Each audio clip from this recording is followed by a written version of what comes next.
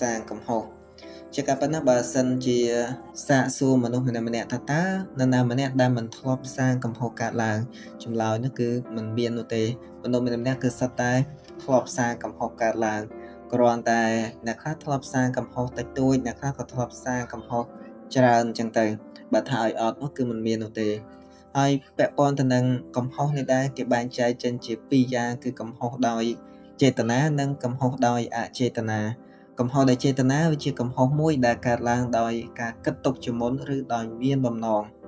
ពេលខ្លះដឹងថាខុសហើយគឺនៅតែបន្តប្រព្រឹត្តបន្តធ្វើ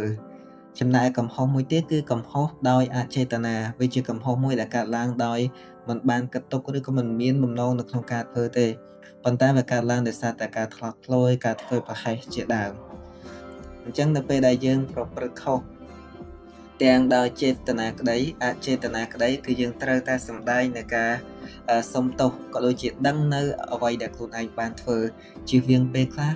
ទង្វើកើតឡើងដោយសារតែអ្វីដែលយើងធ្វើយើងមិនទទួលខុសត្រូវការដែលយើងមិនទទួលខុសត្រូវវាក៏ជាចំណែកបន្ថែមបន្ទុកទៅលើកំហុសរបស់យើងដែរអញ្ចឹងជាសរុបមកវិញកំហុសគឺតែងតែ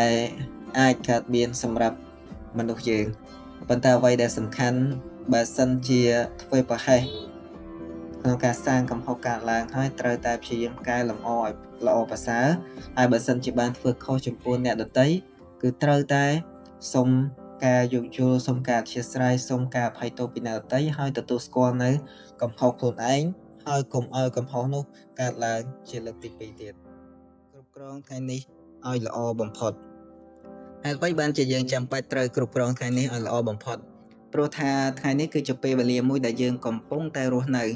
ហើយក៏ជាពេលវេលាមួយដែលយើងអាចពលត្រូវជាមួយនឹងស្ថានភាពដែលកំពុងកើតឡើងនៅចំពោះមុខយើងដែរ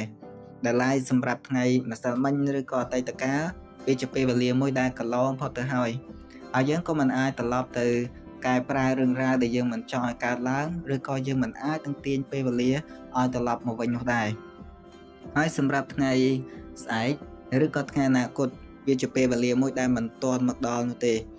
ហើយយើងក៏មិនអាចដឹងបានដែរថានឹងមានរឿងអ្វីកើតឡើង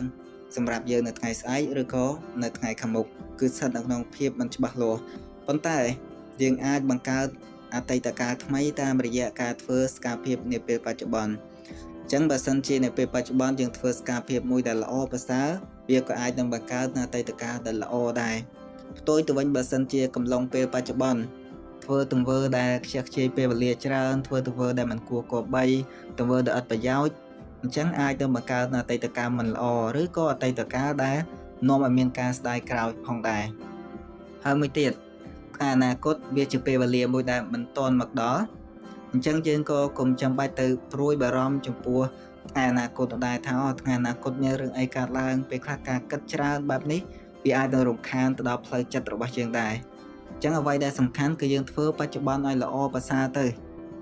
តាមផែនការទៅតាមគោលដៅដែលយើងបានកំណត់ពីមួយពេលទៅមួយពេលអញ្ចឹងតាមរយៈសកម្មភាពដែលយើងធ្វើនេះ